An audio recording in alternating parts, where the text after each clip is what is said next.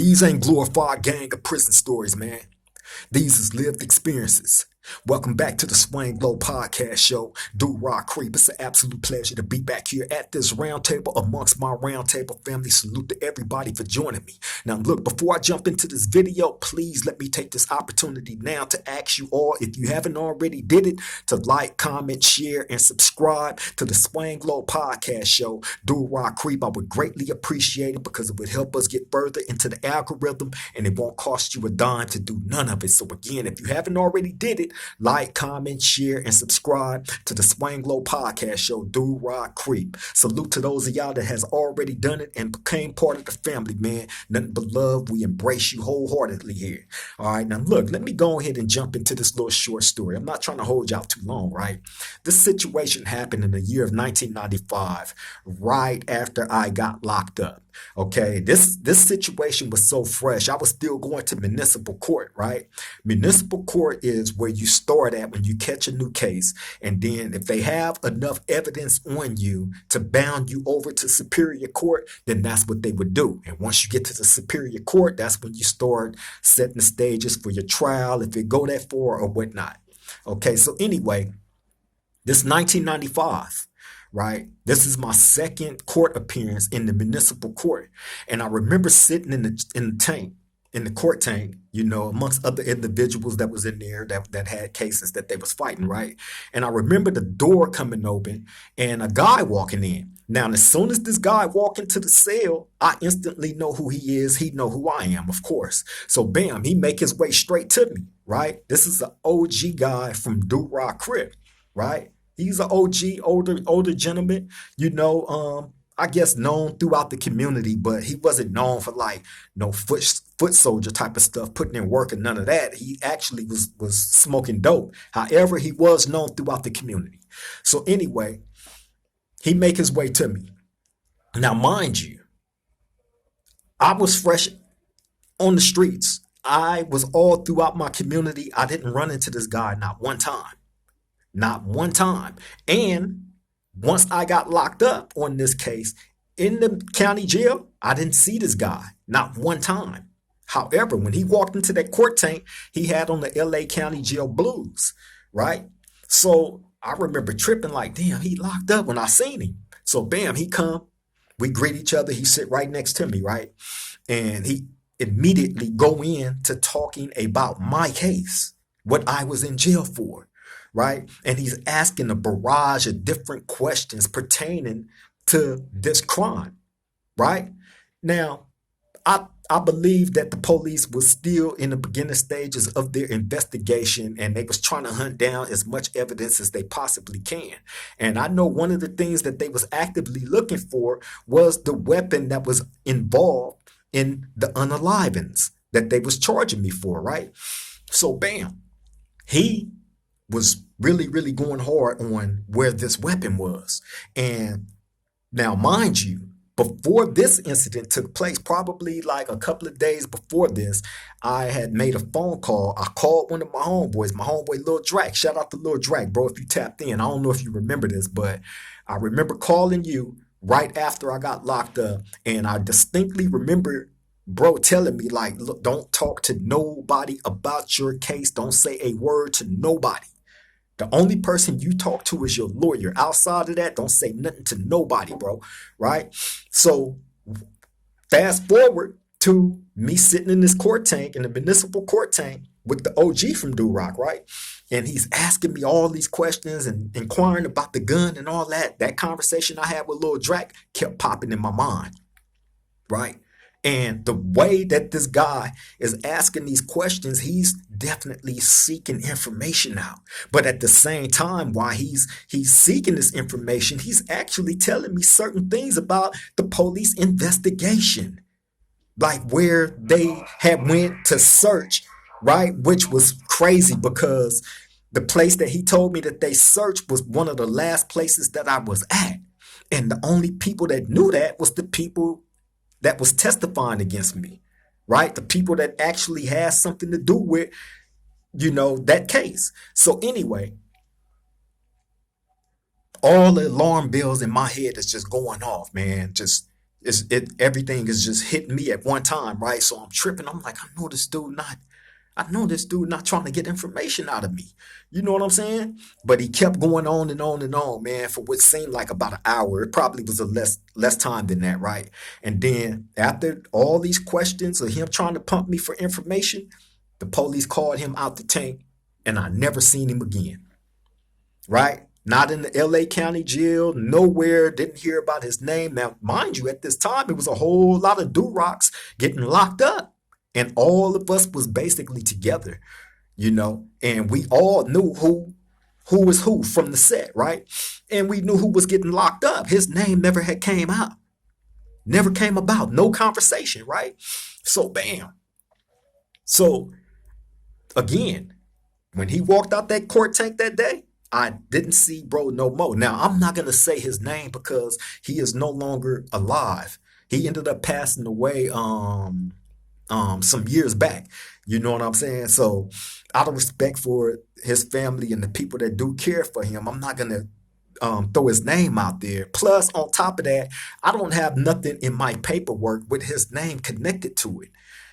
Saying that he was an informant on my case or on anybody else's case. However, like I said, man, it was ironic that it wasn't even ironic. Like I said, I didn't see him in the LA County jail nowhere, and he came inside that court tank with LA County jail blues on like I had. I had came from the LA County jail. You feel me? And he came out of nowhere, right into the municipal tank. Don't know what he was locked up for. I assumed it was some dope. You know what I mean? Because he was on dope. You feel me? But other than that, I don't know what he was in there for. All I know is he came in for that hour, or however long it was, question, all about my case. And then the police called him out the tank. I don't see him no more. Did he come to court during my trial? No. No. But I do know he was sent in there to gather information. You feel me? Because like I said, I didn't see him in my hood. I didn't see him out there. And the last time I had seen him before that day in that court tank was in 1991 in Wayside County Jail. Other than that, nah, I didn't see bro. I didn't have no interactions with him. He wasn't part of my circle. He wasn't part of the people that I socialized with on a normal basis like that, although he was from Duroc. People throughout the community of Duroc know who this person is. You know what I'm saying? He wasn't known as like a foot soldier or nothing like that, but he was known as an elder from the set. Point blank, period, right? So anyway, I tell y'all this story, man, to highlight out the betrayal of those that you probably grew up looking up to, and these dudes turn out to be absolutely no good. And I look at that situation with this OG from Duroc like this dude was actively trying to bury me, help the police bury me. Why? I don't know. But, it's crazy. He came in, you feel me, on that particular day, on my second court day in municipal, with all those questions. He don't tell me nothing about himself, his case. It was all about mine.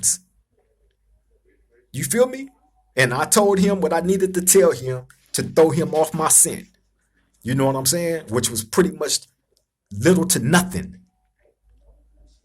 You know what I'm saying? But anyway, man, that situation happened. Like I said, I point out this to y'all, man, because you don't know where the betrayal is going to come from.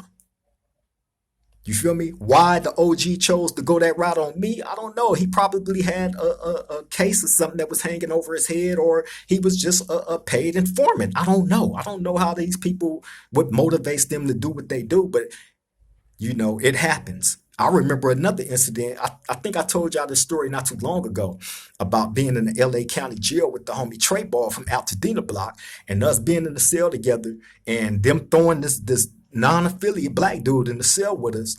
And he was in there with us for like a couple of days, and then nowhere out the blue, he just started talking about the homie Trey Ball whole case. Trey Ball ain't never talked to this dude about his case. I've never talked to him about my case. Nobody talked to him like that. He was a non-affiliate. Why would we discuss our case? We in there fighting serious shit. Unalivens. Why would we ever discuss these situations with these dudes? And our life is the ones that's on the line. However, yeah, he ran down the homie whole case. We looked at him, immediately as an informant, and we start treating him like that. He got tormented, point blank, period. You feel me? Because one thing you don't do is you go into somebody's case and when you in jail, you don't go into nobody else's case. And even if you do know something about somebody else's case, that ain't something you jump out there and discuss. If that person want to discuss their case with you, then so be it. That's on them. However, you don't go actively asking questions about this and about that. Like, you're going to be looked at as a police, point blank, period, whether you're working or not. 9 times out of 10, if somebody's inquiring about your case, they working. And 9 times out of 10, they going to be from your hood. Like this OG was from mine. You feel me? So, yeah, man, y'all have to be careful on if you put yourself in a situation, bro, where you're jeopardizing your freedom and you get locked up, the best thing for you to do is shut your mouth. Don't say nothing. Because next thing you know, it can be one of your homeboys. Somebody that you once looked up to, respected, thought was solid, would never say nothing, gonna be the first one that's trying to bury you and put you up under that jailhouse. Period. And really, these videos is to discourage y'all from putting yourself in different situations where you have to be told on by somebody. Point blank, period. Did I see this situation coming with this OG from Duroc? Hell no. Hell nah. And I wouldn't have never thought in a million years that he would come and be questioning, me about a serious crime that they was charging me with. My life was on the line, not his.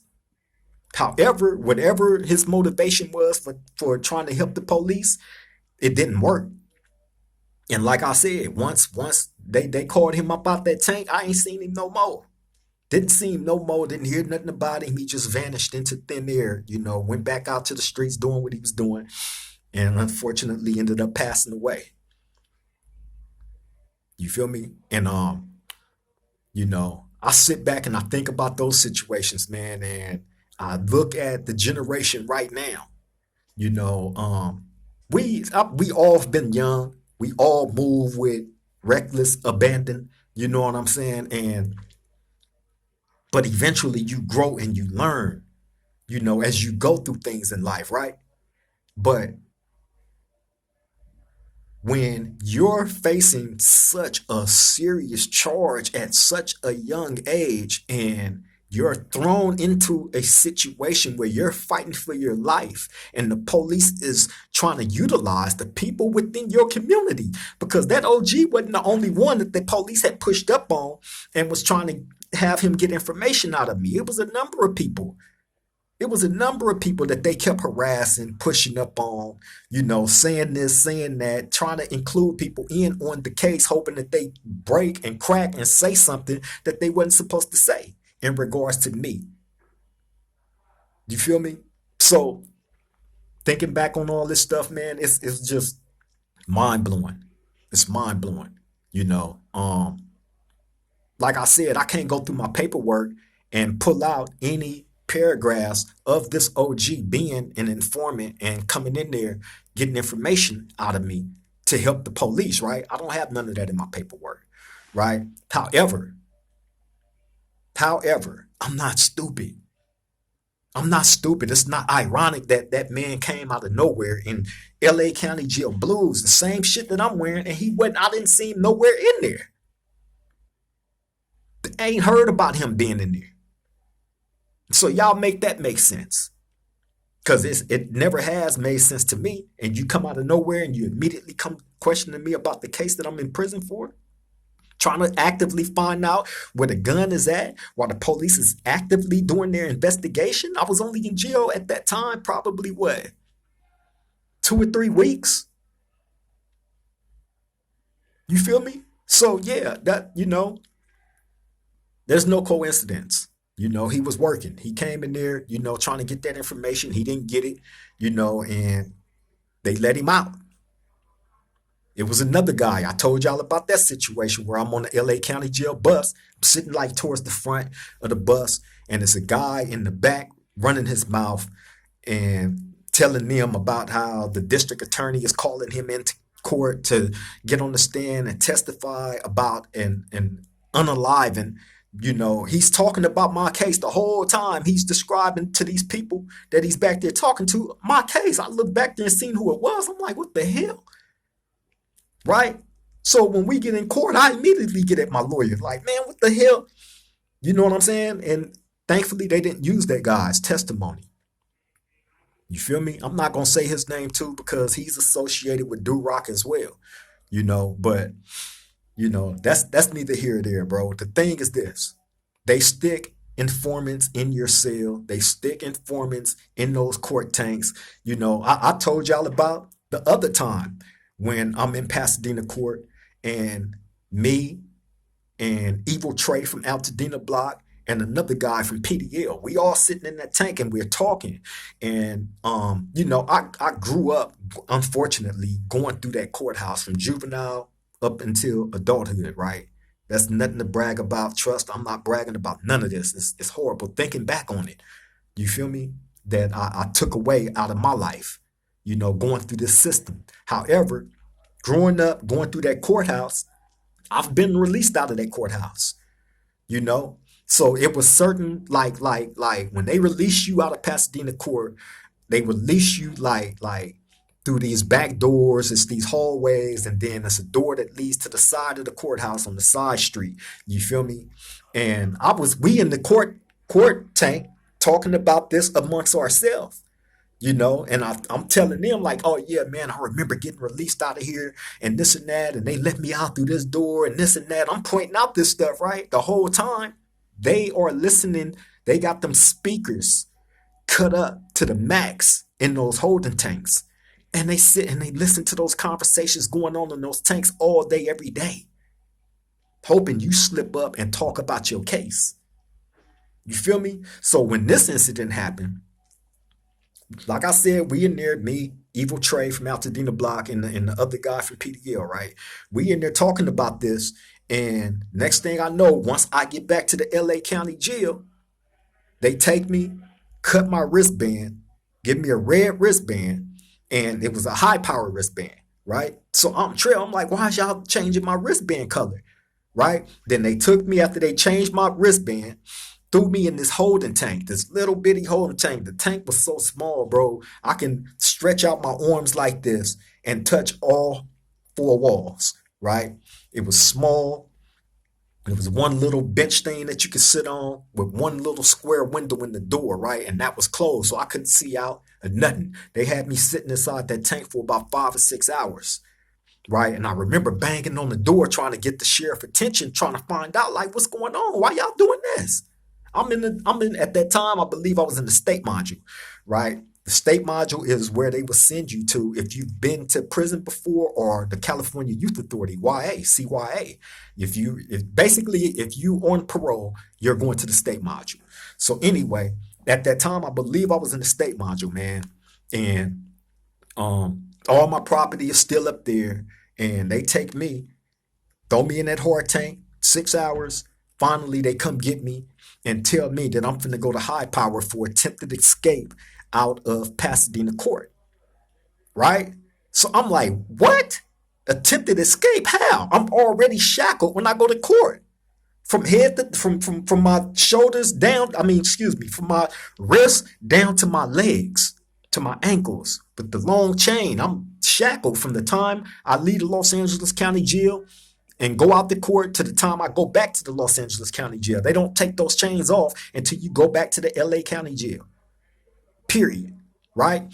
So anyway, they tell me, yeah, you're going to high power for attempted escape out of Pasadena court. And that was blowing my mind. So that's how I ended up getting to 1750. I told y'all about that. You feel me? So I remember after that happened, going to court and sitting in court with my lawyer. Now, mind you, why we in the tank having this conversation, and I'm pointing out the area of the structure of the courthouse and how they released me, right? We also talking about my lawyer who was a black female, right? She was an attractive black female, my lawyer. Everybody recognized her, for being attractive, right? So we in there, they talking about, they want to know about her, right? So I'm telling them, she cool, this and that, blah blah blah blah blah, right? So anyway, I remember sitting in court with her one day after all this happened, and we sitting in there for a minute, and then she leaned over and whispered in my ear, "You need to watch what you saying in them court tanks." Right? And I looked at her, I'm like, she like, yeah, everything is being listened to. Everything. You need to watch what you saying in them court tanks. Just like that, right? So I'm like, wow. Wow. You feel me? So y'all got to be careful, bro. If you're gonna put yourself, y'all gonna catch these cases and all that shit. You know what I'm saying? You place yourself in custody like that and you're fighting these cases, man, you got to be mindful of the informants that they're gonna send at you from your hood. You got to be mindful that they're gonna have all the speaker, anything to get the upper edge on you, to get a conviction on you. They're going to use. And like they tell y'all when they arrest you and they read you your rights, you have the right to remain silent. You, not the police, not the district attorney, not the judge, not none of these people that's trying to convict you, but you have the right to remain silent. Anything you say will be used against you. Anything you say will be used against you. You hear the terminology of anything you say, anything comes out your mouth to anybody, so don't say nothing. If you're in that unfortunate position of fighting a case, say nothing. Because best believe they're going to use anything against you that you say. Whether it's inside the court tank and they listening through the speakers, or whether they send an informant up in there to gather information to take back to the district attorney to get that conviction on you. You feel me? Hey man, I point these things out because I see a lot going on in society with a lot of this younger generation. These guys is catching these cases and they getting caught up in a lot of different situations, man, and then turning around. And then also you got to blame some of the OGs too, because it's a lot of confusing missed messages that these dudes are putting out there. Oh, it's cool to go to a 50-50 yard. Go ahead. Just don't go back to a level 4. How you gonna tell them it's cool to go, but don't go back to a level 4? Because you know they're gonna get maxed out if they go back to a level 4. So why would you? Yeah, go. You think they're not gonna go back to jail if they call themselves active gang members? You think look at some of them that's getting off these 50-50 yards, amped up, turned up, like they've been in beast mode their whole career in jail. But no, you wasn't. You was on the PC yard. You was on the 50-50 yard. You feel me? So yeah, it's a lot of missed messages out there, man. And I understand, I get why a lot of our young is confused and effed up in the head when it comes to a lot of these so-called politics and stuff like that, right? But at the same token, you do have some solid OGs out there, man, that, like myself, that will sit down and actually take the time to explain everything out to you and let you know what your options is. Not dictate, not send you on no mission, not wreck you, none of that. I ain't done none of that to any of my young homies. I'm into building my homies and making them stronger, the things that I always wanted. You feel me? So I got to give the things that I always required from OGs in order for me to respect you as an OG. You got to be able to teach me something. Life values, other than just being a gang member. Especially once you get behind the wall, when you get into prison, there's no classes on gang banging as far as the wrong and the right things to do in that lifestyle. We know what the rules are, but do any of these dudes live by them? No. Not in this day and age, no. Not at all.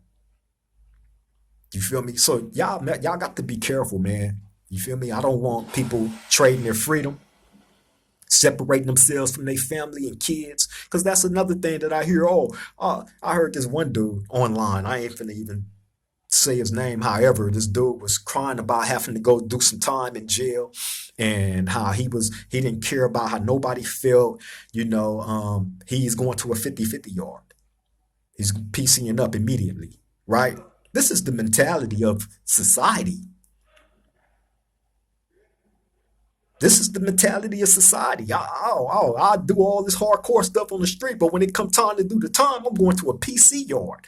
Why? Why? You think that's going to get you home faster to your family? The same family that you had when you was on the street terrorizing. You didn't care about them then. Now all of a sudden, when you got to go sit down, you care about these people?